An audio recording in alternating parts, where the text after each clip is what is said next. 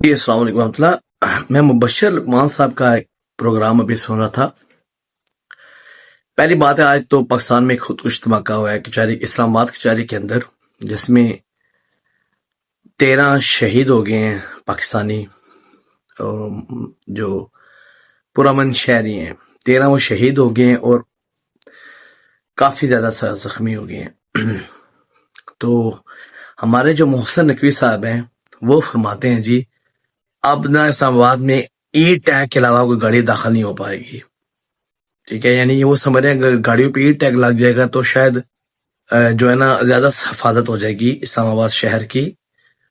تو سر آپ سے گزارش یہ ہے کہ اگر اسلام آباد کو آپ محفوظ بنا لیں گے، باقی ملک کا کیا ہوگا؟ راول پنڈی، لاہور، کراچی، کوئٹہ، کہوٹہ یا اور جتنے ملک کے شہر ہیں، تو یہ طریقہ نہیں صحیح ہوتا.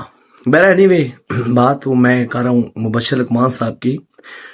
تو محسن نقوی صاحب بجائے کہ آپ یہ مانیں کہ سیکیورٹی لیبس ہے، سیکیورٹی اداروں کی نااہلی ہے یا غفلت ہے یا وہ کسی نے اپنے کام میں کوتاہی کی ہے، یا ان سے کوشچن کریں، آپ لوگوں سے کوشچن کیا جائے، آپ آگے سے ہو کے مل جاتے ہیں بندے کو.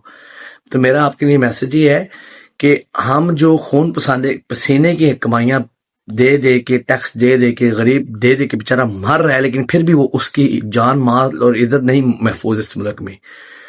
تو آپ کو بجائے کہ آپ جو ہے نا اپنی ناکامی، اپنی غلطی کا احساس کریں، ٹھیک ہے، کوئی بندہ کوئی استعفیٰ دے، کسی کے پوچھ پکڑ ہو کہ یار اسلام آباد جیسے شہر کے اندر وہ گاڑی لوڈ کر کے پتہ نہیں کہاں کہاں سے گھما کے لے کے آ گیا ہے اسلام آباد کچہری کے بعد. تو کیا سیکیورٹی ادارے والے سو رہے تھے؟ ان کی ناک کی این سیدھ کے اندر یہ کام ہو رہا ہے، اور آپ کہہ رہے ہو جی ہاں جی بڑی جلدی ای ٹیگ لگ جائے گا اسلام آباد کے اندر، اب ای ٹیگ کے علاوہ کوئی گاڑی داخل نہیں ہو پائے گی. اچھا جی، ابھی آتے ہیں یہ جو کیا نام ہے مبشر لقمان صاحب کی طرف. یہ کہتے ہیں جی جو بندہ خودکش دھماکہ کرتا ہے، ٹھیک ہے، تو خود تو وہ مر جاتا ہے، ٹھیک ہے. تو ہمارے ملک کے اندر چونکہ کلچر رہا ہے، ٹھیک ہے، کم از کم 50 سالوں سے ہماری بھی قوم، ہمارے بھی بڑے جو ہمارے ہیں وہ ہمیں کنفیوز ہی رکھتے ہیں. کبھی یہ جہاد کا نام دیتے ہیں، کبھی خودکش بمباریوں کو جائز قرار دیتے ہیں، کبھی ناجائز کہہ دیتے ہیں، کبھی طالبان کو جائز ہیرو ہوتے ہیں، کبھی طالبان غدار اور دہشت گرد، اور کیا نام ہے آج کل ایک اور ٹرم ایجاد کی ہوئی ہے نا، خوارج. اب وہ خوارجوں کو مار رہے ہیں یہ. تو ابھی تو خودکش دھماکہ حرام ہو گیا، ٹھیک ہے. تو مبشر لقمان صاحب کہہ رہے جی جو یہ خودکش دھماکے کرتے ہیں تو آپ ان کی فیملی کو بھی مارو. یعنی یہ کہہ رہے ہیں کہ جو بندہ، تاکہ وہ جو مارنے والا ہے، خود کو مارنے والا ہے، وہ شاید اس وجہ سے ڈر جائے کہ میرے ماں باپ، میرے بہن بھائی، میری بیوی بچوں کو جن کا کوئی بھی قصور نہیں ہے وہ بھی مارے جائیں گے، تو میں خودکش دھماکہ نہ کروں. مبشر لقمان صاحب بڑی ہی بھونڈی، بڑی ہی گھٹیا لاجک آپ نے دی ہے. دیکھیں یہی تو لاجک یہاں پہ جو فائر رائٹ کے جو یورپ امریکہ میں، جو ایون ہندوستان میں آپ دیکھ لو، جو بی جے پی، یہ جو بھارتیہ جنتا پارٹی یا اور یہ جو وہاں پہ جو فار رائٹ کی پارٹیز ہیں، وہ بھی یہ کہتی ہے مسلمان سارے قصوروار ہیں. اگر کوئی ایک مسلمان یا کوئی ایک تنظیم کوئی غلط حرکت کرتی ہے تو سمجھو پورا پاکستان ہی قصوروار ہے، پورا اسلام ہی قصوروار ہے، ان کا اسلامی ان کو دہشت گردی سکھاتا ہے. تو آپ بھی وہی بات کر رہے ہو. اور بھائی کرے کوئی بھرے کوئی، یہ بات پھر کہاں پہ رکے گی؟ کوئی ایک بندہ ریپ کرتا ہے، اللہ نہ کرے، کسی بچے کے ساتھ، تو اس کا مطلب ہے آپ اس کے بچے کے ساتھ ریپ کرو گے؟ آپ یہ کہہ رہے ہو. کوئی بندہ کسی کی بیوی کے ساتھ زیادتی کرے تو پھر آپ کہہ رہے ہو قانون یہ بنا دو کہ اس کی بیوی کے ساتھ بھی زنا ہو. تو بس نعوذ باللہ، لا حول ولا قوۃ الا باللہ. تو یہ پھر بات کہاں پہ رکے گی؟ اگر ایک ملا مسجد کے اندر کسی بچے سے زیادتی کرتا ہے تو پھر ملا کے گھر والوں سے زیادتی کی جائے. اور نیچے یہ جو دولے شاہ کے چوہے ہی میں کہوں گا، اللہ معاف کرے، شدولے، پتہ آتا نہیں ہے نیچے، او جی ویری گڈ، بہت زبردست، بہت زبردست آپ نے بات کی ہے جی، ایسا ہی ہونا چاہیے. یہ انصاف ہے یار؟ کہاں پہ لکھا ہے قرآن و حدیث میں یہ کہاں؟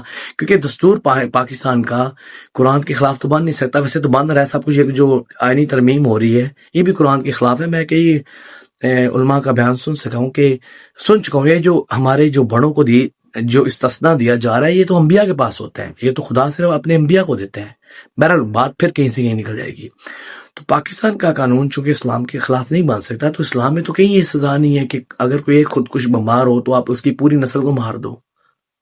کسی کی بیوی بچوں کا کیا قصور ہے یار؟ شرم آنی چاہیے. آپ جس منصب پہ بیٹھے ہوئے ہیں، لاکھوں کروڑوں لوگ آپ کو سنتے ہیں، اور آپ ایک قوم کو آپ ایک گھٹیا سوچ پیدا کر رہے ہو، قوم کے اندر ایک غلط، ایک دہشت گردی والی سوچ پیدا کر رہے ہو.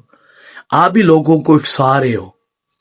کوئی پھر ڈنڈا لاٹھی لے کے ان کے گھر پہ پہنچ گیا اس بندے کے جس نے بھی یہ کام کیا ہے، تو پھر آپ کو تو گیا مجھے تو پتا ہی نہیں تھا، میں نے تو نہیں تھا کسی کو اکسایا. جس طرح وہ مفتی انیس قریشی نے پہلے اکسایا، اور بندے نے جا کے وہ سلمان تاثیر کو شہید تو میں نہیں کہوں گا کیونکہ میرے پہ کوئی فتویٰ نہ دیا، چلو بلکہ شہید کیا یا مار دیا سلمان تاثیر، رحمت اللہ تعالیٰ ان کی مغفرت فرمائے.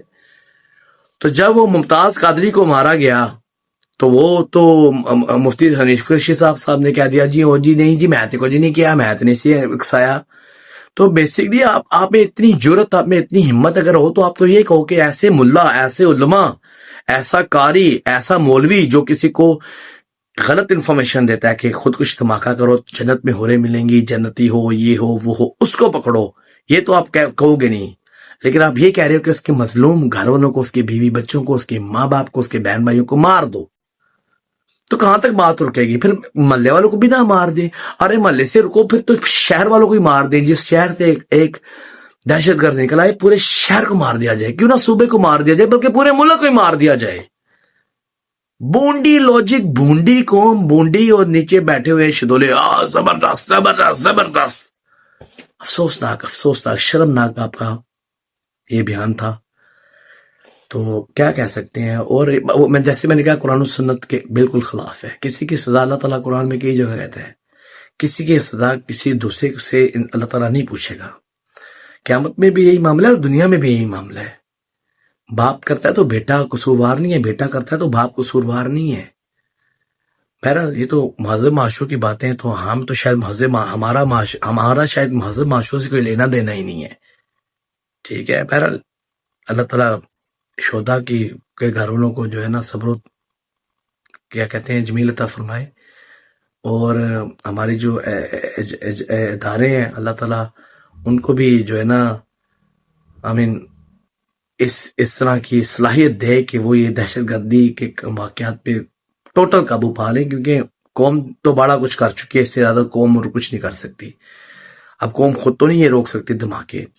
تو چاہے اس میں انڈیا انوالو ہے، چاہے افغانستان انوالو ہے، چاہے ٹی پی انوالو ہے، چاہے کوئی اور بندہ ہے، تو اس کو کٹہرے میں لانا چاہیے. ویسے یہ بھی بات تشویشناک کہ کل انڈیا میں حملہ ہوا ہے اور آج ہی پاکستان میں حملہ ہو گیا. تو یہ تانے بانے کہاں سے مل رہے ہیں؟ کیا افغانستان سے مل رہے ہیں؟ کیا انڈیا سے مل رہے ہیں؟ کیا خود پاکستان سے کسی نے یہ کام کیا ہے؟ پاکستان کے اندر جو غدار بیٹھے ہوئے ہیں.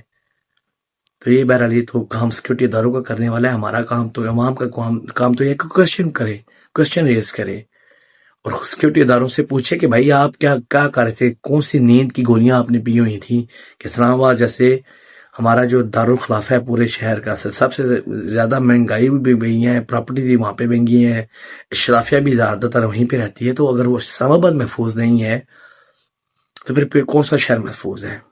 تو یہ ہمارے سیکورٹی اداروں کو بھی چاہیے کہ یہ جو ہے نا اپنے گریبان میں جھنکیں.